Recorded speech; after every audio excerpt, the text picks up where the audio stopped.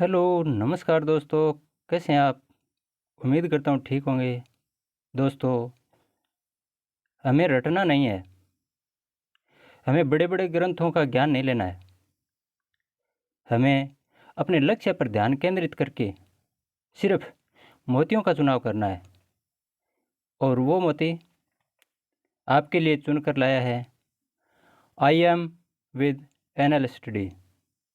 तो एक बार पुनः आपका एनएल स्टडी में स्वागत है दोस्तों। साथियों, मैं अपनी शब्दावली के माध्यम से जो ट्रिकी शब्द आपके समक्ष पेश कर रहा हूँ वो मात्र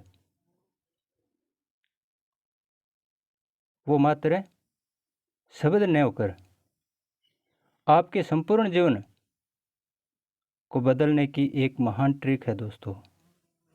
मेरे द्वारा बताए गए हर शब्द का ध्यानपूर्वक देखना और सुनना आपका कर्तव्य है। और दोस्तों, समझ में ना आए तो वो वीडियो को रोक कर या शब्द को जूम करके देखना, बस इतना कर लेना, आपका कल्याण हो गया समझो। चलो चलते हैं अपने मुख्य लेसन पर। दोस्तों, हम पढ़ते आ रहे थे कि वैदिक संस्कृति के विरोध स्वरूप भारत में जैन और बौद्ध धर्मों का उदय हुआ। और बौद्ध तथा जैन धर्म से बहुत से प्रश्न पूछे जाते हैं हर परीक्षा में, तो इसमें हमें इनका अध्ययन करना जरूरी है। तो आज हम जैन धर्म के बारे में चर्चा करेंगे। जैन धर्म जिन शब्द से बना है, जिनका अर्थ है इंद्रियों को जीतने वाला। और जैन धर्म के प्रथम तीर्थंकर कौन हुए थे? आदिनाथ। आदि अर्थात शुरू, प्रारंभ। आदिनाथ है जिसे ऋषभदेव भी कहा गया है, केसरियानाथ जी भी कहा गया है, और इनके बारे में ऋग्वेद में वर्णन मिलता है। कुल 24 तीर्थंकर हुए हैं, लेकिन मुख्य मुख्य हमें याद रखने हैं। पहला आदिनाथ। 23वें तीर्थंकर है पार्श्वनाथ हुए। और कैवल्य शब्द का अर्थ होता है वास्तविक ज्ञान, ये शब्द आएंगे। और दोस्तों, चंदना एक महिला थी जो प्रथम भिक्षुणी थी। भारत में सर्वप्रथम पूजित मानव प्रतिमा बुद्ध की थी दोस्तों। योगाचार दर्शन है वो बौद्ध धर्म के महायान संप्रदाय से संबंधित है। यहाँ आपके दिमाग में ये प्रश्न भी उठता होगा कि ये जैन धर्म के बारे में बता रहे हैं और बौद्ध धर्म वाला शब्द कहाँ से ले आए। हाँ दोस्तों, मैं बीच बीच में बौद्ध धर्म वाले शब्द भी ला रहा हूँ और बौद्ध धर्म में जैन धर्म वाले शब्द ला रहा हूँ, क्योंकि इनमें काफ़ी कन्फ्यूज होता है हमारे। तो साथ साथ अगर शब्दों को पढ़ लें तो इससे में दिक्कत नहीं होगी। दोस्तों, जैन धर्म की शिक्षाएं और सिद्धांत, इनको समझने के लिए हमें मुख्य रूप से निम्न के बारे में जानना जरूरी है। त्रिरत्न, पंचमहावर्त, अनंत चतुष्टय, अनेकांतवाद तथा जैन धर्म के साहित्य। इनमें सबसे पहले हम पंचमहावर्त के बारे में समझते हैं। पंचमहावर्त आखिर क्या है? अहिंसा अर्थात हिंसा नहीं करना, सत्य अर्थात कभी झूठ नहीं बोलना, सत्य बोलना हमेशा, अपरिग्रह अर्थात संग्रह नहीं करना किसी भी वस्तु का, ऐसे चोरी नहीं करना, ब्रह्मचर्य इंद्रियों को वश में रखना। प्रिय स्टूडेंट्स, इनमें जो शुरू के 4 महावर्त हैं, ये तो 23वें तीर्थंकर हुए थे पार्श्वनाथ, उन्होंने दिए थे। और 5वां और अंतिम ये 24वें तीर्थंकर महावीर स्वामी हुए, उन्होंने 5वां इनमें जोड़ा था। और महाभारत का अर्थ होता है दोस्तों, जैन मुनि जितने भी हुए हैं उनको इन पांचों जो महाभारत बताए हैं, सत्य अहिंसा आस्तिक अपरिग्रह ब्रह्मचर्य, इनका कठोरतापूर्वक पालन करना। जबकि अणुव्रत हैं यही पांचों, लेकिन ये सिर्फ गृहस्थों के लिए हैं, जिनका कठोरतापूर्वक पालन करना कोई ज़रूरी नहीं है, सरलतापूर्वक समाज में रहते हुए पालन करना आवश्यक है। त्रिरत्न, त्रिरत्न बौद्ध धर्म में भी आया था और यहाँ भी है। मैंने वहाँ भी आपको एक ट्रिक बताई थी, चढ़िया, ये आ चुका है इसमें, चढ़िया। सम्यक चरित्र, चरित्र याद रख लेना। ड अर्थात द दर्शन, ज्ञा ज्ञान। जैन धर्म का 3 रत्न चढ़िया, इस प्रकार याद कर लेना। जैन धर्म का 3 रत्न अर्थात त्रिरत्न चढ़िया। और बौद्ध धर्म में मैंने क्या बताया था, बौद्ध धर्म के त्रिरत्न बुद्ध संघ हो लिए, बुद्ध संघ हो लिए अर्थात बु से बुद्ध, ध से धम्म और संघ, बुद्ध धम्म संघ, वो तो बौद्ध धर्म के त्रिरत्न है। जबकि जैन धर्म के चरित्र, दर्शन और ज्ञान। जैन धर्म में संथारा और संलेखना ये भी पद्धति थी दोस्तों। इसका क्या अर्थ होता है, उपवास के द्वारा जैन संत थे वे अपने शरीर का त्याग कर देते थे। भूखे प्यासे रहकर अपने शरीर को त्याग देना संथारा अथवा संलेखना कहलाता था। संथारा श्वेतांबर संप्रदाय में और संलेखना दिगंबर संप्रदाय में। दिगंबर और श्वेतांबर 2 संप्रदाय विभाजन हो चुका था जब भयंकर अकाल पड़ा था मगध में। तब तात्कालिक गुरु थे भद्रबाहु, वे दक्षिण की ओर चले गए थे और मगध में अपनी जो कुटिया है वो स्थूलभद्र को देकर चले गए। उनके साथ चंद्रगुप्त मौर्य भी थे। तो वहाँ दक्षिणी भारत में कर्नाटक में शरणम बेलगोला नामक स्थान है, वहाँ जाकर तपस्या की थी। और 12 वर्ष का जो अकाल पड़ा था उसमें मगध में वहीं पर उत्तरी भारत में कौन रहे थे, स्थूलभद्र, और दक्षिणी भारत में भद्रबाहु। तो जब 12 वर्ष के बाद पुनः स्थूलभद्र के पास भद्रबाहु आए, तब स्थूलभद्र ने अपने पंथ की मुख्य बागडोर अपने हाथों में ले ली थी और कह दिया था कि अब हम आपसे अलग हैं। अर्थात स्थूलभद्र जिन्होंने कुछ बदलाव भी किए, श्वेत वस्त्र धारण कर लिए थे, जबकि भद्रबाहु से संबंधित दिगंबर संप्रदाय के थे वो नग्न रहते थे। तो इस प्रकार संथारा और संलेखना पद्धति के बारे में हम समझ चुके हैं। और दोस्तों आश्रव, संवर और निर्जरा ये शब्द आते हैं।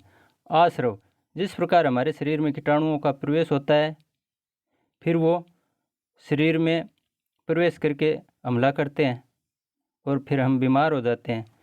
उनके निजात के लिए डॉक्टर क्या करता है, सबसे पहले जो शरीर में कीटाणु प्रवेश कर रहे हैं सबसे पहले उनको रोकते हैं। कॉन्सेप्ट समझना एक बार आप हमें। तो सबसे पहले डॉक्टर क्या करेगा, जो शरीर में प्रवेश कर रहे हैं कीटाणु उनको रोकना। उसके बाद नए, ताकि नए कीटाणु प्रवेश नहीं कर जाएं, फिर सॉरी, जो शरीर में कीटाणु प्रवेश कर चुके हैं उनको नष्ट करना।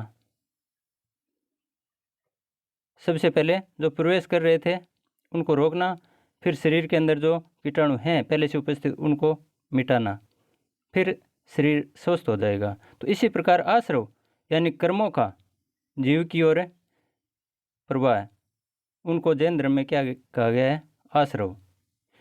और संवर, कर्मों का जीव की ओर प्रवाह रुक जाना, निर्जरा, पूर्व संचित कर्म थे उनको नष्ट कर देना या नष्ट हो जाना, ये 3 शब्द बहुत बार पूछे गए हैं। अनंत चतुष्टय, ये भी जैन धर्म से संबंधित है। मोक्ष के पश्चात जीवन का आवागमन के चक्कर से मुक्त हो जाना, नया जन्म लेना, फिर नष्ट हो जाना, फिर नया जन्म लेना, ये आवागमन वाला जो चक्र है, इसको नष्ट करने के लिए अनंत चतुष्टय शब्द प्रयोग किया गया है। जैन दर्शन में क्या बताया गया है? जैन दर्शन में अनिश्वरवादी अर्थात बौद्ध धर्म में भी ईश्वर को नहीं माना गया और जैन दर्शन में भी ईश्वर को नहीं माना गया अर्थात अनिश्वरवादी थे, लेकिन आत्मा को माना गया है और पुद्गल, इनमें विश्वास था। पुद्गल शब्द का अर्थ होता है भौतिक तत्व। संसार में जो भी भौतिक तत्व हैं जो इंसान को प्रभावित करते हैं, उन सब के लिए पुद्गल शब्द का प्रयोग किया गया है। तो आत्मा और पुद्गल में विश्वास किया गया जैन दर्शन में, लेकिन ईश्वर में विश्वास नहीं किया गया। अनेकात्मवाद अर्थात आत्मा का बहुलवाद, ये बताया गया है। कैवल्य, कैवल्य का मतलब होता है पूर्ण ज्ञान। एक शब्द आता है शादवाद या फिर अनेकांतवाद या फिर शपथ भंगी नय। तो जैन दर्शन में ये शब्द है, ये 7 सिद्धांतों के बारे में बताया गया है। जैन दर्शन में शरीर के कल्याण के लिए, मानव के कल्याण के लिए, इंसान के कल्याण के लिए 7 सिद्धांत बताए गए हैं, उन्हें शादवाद कहा गया है। और जैन साहित्य किस भाषा में लिखे गए? अगर हम साहित्य के बारे में समझें तो साहित्य प्राकृत और संस्कृत भाषा में लिखे गए। जिस प्रकार बौद्ध साहित्य पाली भाषा में लिखा गया, उसी प्रकार जैन साहित्य प्राकृत भाषा में लिखा गया। ये संस्कृत एक बार याद नहीं करेंगे तो भी कोई दिक्कत नहीं, लेकिन प्राकृत मुख्य ऑप्शन आता है। तो जैन साहित्य प्राकृत भाषा में लिखा गया। आचारांग सूत्र, ये जैन मुनियों के विधि नियम, मुनियों को किस प्रकार का जीवन जीना है तो नियम बताए गए आचारांग सूत्र में। न्याय धर्म कहा, महावीर की शिक्षाओं का संग्रह है। भगवती सूत्र, ये भी महावीर स्वामी के जीवन पर प्रकाश डालने वाला ग्रंथ है, जिसमें 16 महाजनपदों का उल्लेख मिलता है। जिस प्रकार बौद्ध धर्म में अंगुत्तर निकाय है, उसी प्रकार जैन धर्म में भगवती सूत्र है, जो 16 महाजनपदों का वर्णन बताता है। कल्प सूत्र, अभी हमने भद्रभाव की चर्चा की थी, तो भद्रभाव रचित है प्रारंभिक जैन धर्म का इतिहास, शुरू के जैन धर्म का इतिहास है, जो मुख्य रूप से दिगंबर संप्रदाय था, तो उनसे संबंधित है इतिहास है कल्प सूत्र में। जैन संगीतियाँ कितनी हुई थी? 2। बौद्ध संगीतियाँ 4 हुई थी, लेकिन जैन संगीतियाँ 2 हुई थी। पहली जैन संगीति 322 ईसा पूर्व में पाटलिपुत्र में हुई थी। चंद्रगुप्त मौर्य उस समय के शासक थे, मौर्य वंश, और स्थूलभद्र की अध्यक्षता में। अभी हमने चर्चा की थी कि दक्षिणी भारत में चले गए थे भद्रभाव, तो मगध में कौन रहे उस समय? शौर्य मगध ने उत्तरी भारत, समझना उत्तरी भारत में स्थूलभद्र थे, तो उन्हीं की अध्यक्षता में ये प्रथम जैन संगीत हुई। इसमें 12 अंगों का संकलन किया गया। दिगंबर और श्वेतांबर में विभाजन हो गया, तो जैन दर्शन 2 भागों में विभाजित हो गया, दिगंबर और श्वेतांबर। कौन सी संगीति में? प्रथम में। 12 अंगों का संकलन है प्रथम में। उम्मीद करता हूँ कॉन्सेप्ट आप अच्छी तरह से समझ रहे होंगे। द्वितीय जैन संगीति 513 ईस्वी, बहुत समय बाद, देखो वो 322 और ये 513, लगभग 800 वर्ष के बाद, 800 साढ़े 800 वर्ष के बाद वल्लभी गुजरात में है, वहाँ पर हुई थी। कुमारगुप्त द्वितीय उस समय गुप्त वंश के शासक थे, और देवर्षि क्षमा शर्मण इनके अध्यक्षता में हुई। कुल 11 अंगों को लिपिबद्ध किया गया। उसमें कितने थे? 12। यहाँ 11 अंग हैं, उनको पुनः लिपिबद्ध किया गया, यानी जैन साहित्य, जैन ग्रंथ, उनको दोबारा सुरक्षित किया गया। तेरापंथी संप्रदाय भी बोल देते हैं, या श्वेतांबर। श्वेतांबर संप्रदाय की ही एक राजस्थान में शाखा है तेरापंथी। सरदार शहर में अगर कभी जाने का मौका मिले तो ये तेरापंथी संप्रदाय की मुख्य पीठ देखने को मिलेगी। और दिगंबर, इनमें अंतर क्या है? श्वेतांबर श्वेत वस्त्र धारण करते थे और दिगंबर निर्वस्त्र रहते थे, अर्थात नग्न। श्वेतांबर संप्रदाय का प्रवर्तक स्थूलभद्र और दिगंबर संप्रदाय का भद्रभाव। और जैन धर्म का प्रवर्तक महावीर स्वामी को माना जाता है। जबकि प्रथम तीर्थंकर कौन थे? बताइए। आदिनाथ, ऋषभदेव, केसरियानाथ जी। हाँ, सही सोचा आपने। स्त्री निर्वाण संभव है श्वेतांबर में तो, लेकिन दिगंबर में स्त्री का निर्वाण संभव नहीं है। कैवल्य के बाद भी भोजन, श्वेतांबर संप्रदाय, इसमें कैवल्य प्राप्त होने के बाद भी भोजन की आवश्यकता होती है। लेकिन दिगंबर संप्रदाय में अगर किसी को कैवल्य की प्राप्ति हो गई तो उसके बाद भोजन की प्राप्ति आवश्यक नहीं, भोजन की आवश्यकता नहीं। राजकीय संरक्षण, कोई भी धर्म पनपता, चाहे आज हो चाहे प्राचीन समय में, उनको राजकीय संरक्षण मिलता है, तभी वो धर्म चरम की ओर पहुंचता है। तो जैन दर्शन पनपा उस समय राजकीय संरक्षण मिला था। चालुक्य वंश था गुजरात का, उन्होंने संरक्षण दिया। खारवेल के शासक थे, चंद्रगुप्त मौर्य थे, इन सब ने राजकीय संरक्षण दिया था जैन धर्म को। कुल 24 तीर्थंकर हुए हैं, हम बार बार पढ़ते आ रहे हैं। तो सभी के बारे में हमें नहीं पढ़ना है, सिर्फ मुख्य मुख्य हैं उनके बारे में चर्चा कर लेते हैं, जो परीक्षा में प्रश्न बनते हैं उनके। तो पहले तीर्थंकर ऋषभदेव, जिनका प्रतीक है वृषभ। वृषभ अर्थात बैल। ये याद रख लेना। री कोई अक्षर है, जैसे ये तय, इसके नीचे ऐसे री होता है, तो वह के नीचे री। वृषभ, ऋषभदेव। वृषभ को वैसे बैल भी कहते हैं, तो बैल शब्द भी आ जाता है। ऋषभदेव प्रथम तीर्थंकर थे, उनका प्रतीक है वृषभ। क्रम भी पूछ लेते हैं कई बार कि पहले नंबर के क्रम से प्रथम कौन से तीर्थंकर हुए? ऋषभदेव। 16वें तीर्थंकर शांतिनाथ जी थे और इनका प्रतीक मृग। 16वें नंबर के शांतिनाथ है, इनका प्रतीक मृग। और 21वें नंबर के क्रम याद रखना साथ में। 21वें नंबर के नेमिनाथ, नीलकमल प्रतीक था इनका। 22वें अरिष्ट नेमि, जिनका प्रतीक शंख। पार्श्वनाथ 23वें और सर्पफण इनका प्रतीक था। 24वें और अंतिम महावीर स्वामी, जिनका प्रतीक सिंह है। महावीर स्वामी शेर जैसे थे, ऐसे याद रख लो आप।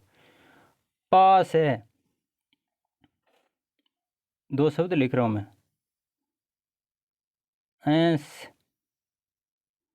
और पास है, ये शब्द हम पढ़ते हैं।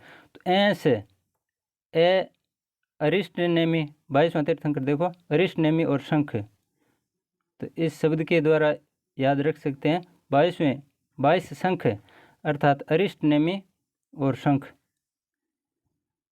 महावीर स्वामी सिंह है। पार्श्व, पा से पार्श्व और से सर्पफण। नेमी 21 नेम होते हैं, हमारे माने गए हैं, आज भी 21 नियम मानते हैं। 21 नेम, 21वें नेमिनाथ जी। और कमल, नीलकमल, ने से नीलकमल, लेकिन कई बार नील शब्द लिखा हुआ नहीं मिलता, सीधा कमल लिख दिया जाता है, तो नेमिनाथ जी नीलकमल इनका प्रतीक है। 21 नेम का कमल। अन्य महत्वपूर्ण शब्दावली में कौशाम्बी, ये नगरी थी। ये क्यों प्रसिद्ध थी? जैन और बौद्ध दोनों धर्मों की कर्मस्थली रही है कौशाम्बी। और पर्युषण पर्व जैन धर्म से संबंधित एक उत्सव था जो भाद्रपद महीने में मनाया जाता था। इसमें श्वेतांबर और दिगंबर दोनों संप्रदायों के 5-5 दिन के उत्सव होते थे। तो पर्युषण पर्व कौन से महीने में? भाद्रपद महीने में। और कौन से धर्म से संबंधित? जैन धर्म से। ऐसे प्रश्न पूछते हैं। संवत्सरी, इस पर्युषण पर्व में जो अंतिम दिन होता था उसे संवत्सरी शब्द कहते हैं। सुगंध दशमी, ये प्रश्न भी कई बार पूछा गया है। भाद्रपद शुक्ल दशमी, ये पर्युषण पर्व के अंदर आता है।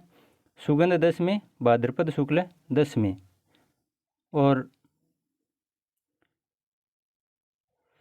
महावीर जयंती चैत्र मास महीने में, चैत्र में शुक्ल पक्ष की त्रयोदशी, चैत्र महीने में शुक्ल पक्ष की त्रयोदशी को महावीर जयंती मनाई जाती है।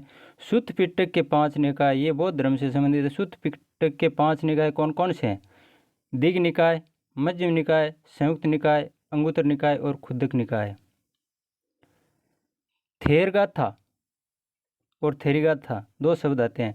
थेरगाथा बौद्ध भिक्षुओं के गीत है, यहाँ ध्यान रखना भिक्षुओं शब्द को। बौद्ध भिक्षुओं के गीत थेरगाथा और थेरीगाथा, ये पुल्लिंग ऊपर वाला और ये थेरी स्त्रीलिंग, ऐसे समझ लो। थेरगाथा बौद्ध भिक्षुओं के गीत है और थेरीगाथा बौद्ध भिक्षुणियों के गीत है।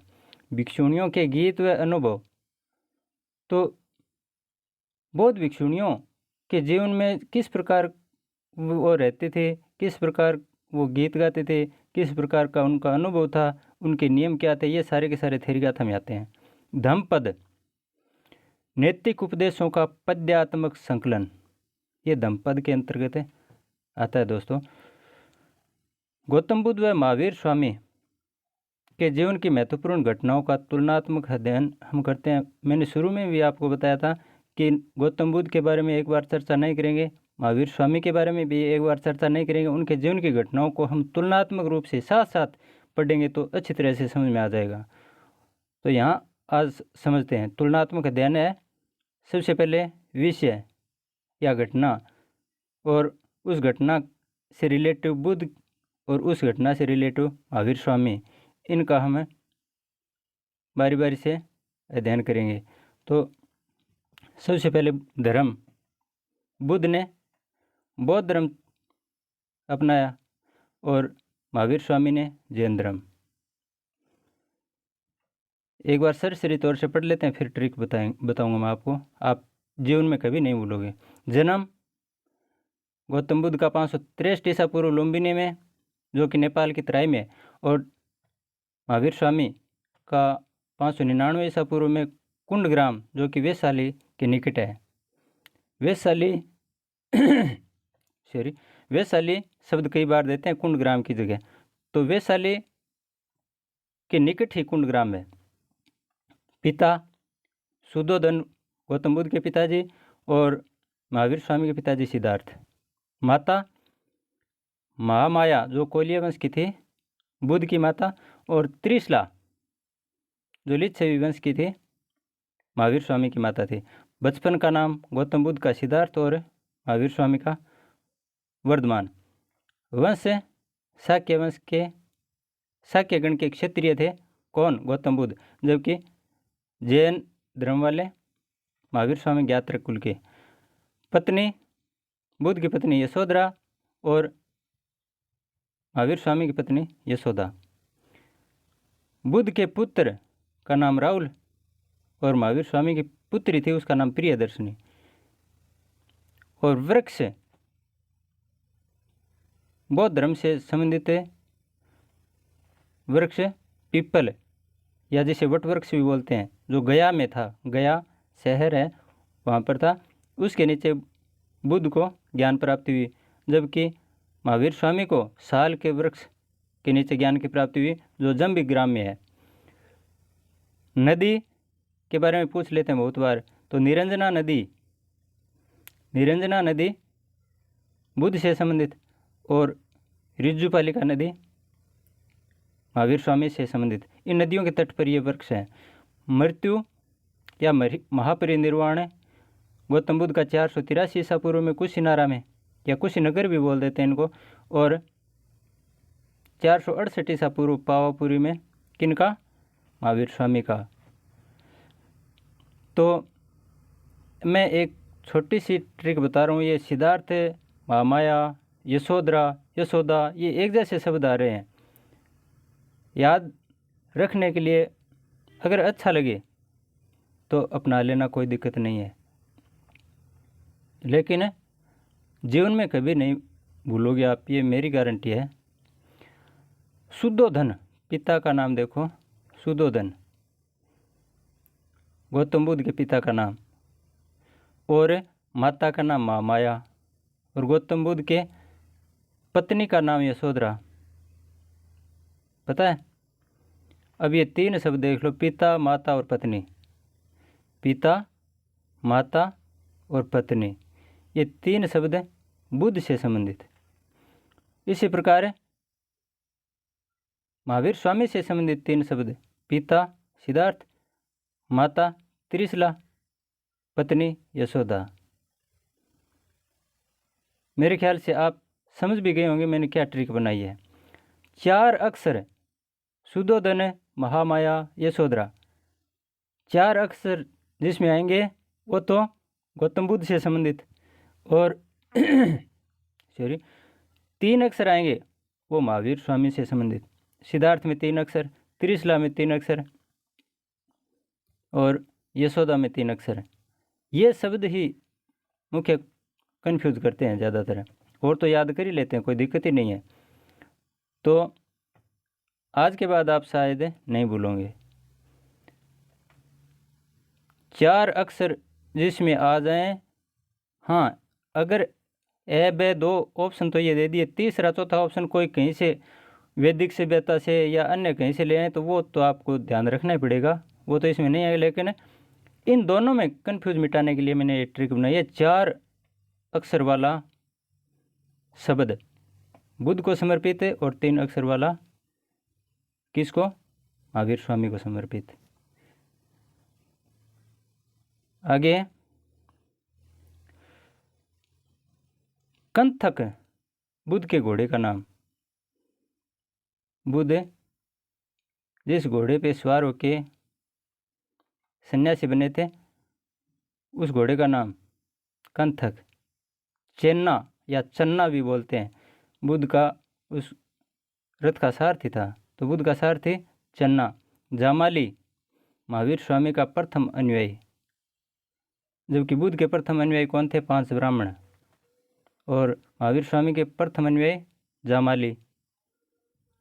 दामाद भी जामाली ही थे। महावीर स्वामी की पुत्री प्रियदर्शना का विवाह है जामाली के साथ हुआ था, तो दामाद भी थे और प्रथम अनुयायी भी थे। तो दोस्तों, इस प्रकार बौद्ध धर्म और जैन धर्म से संबंधित सारे कॉन्सेप्ट मैंने समझाने की पूरी कोशिश की है। ध्यानपूर्वक पढ़ना और मस्त रहना। अच्छा, आज के लिए इतना ही। जय हिंद।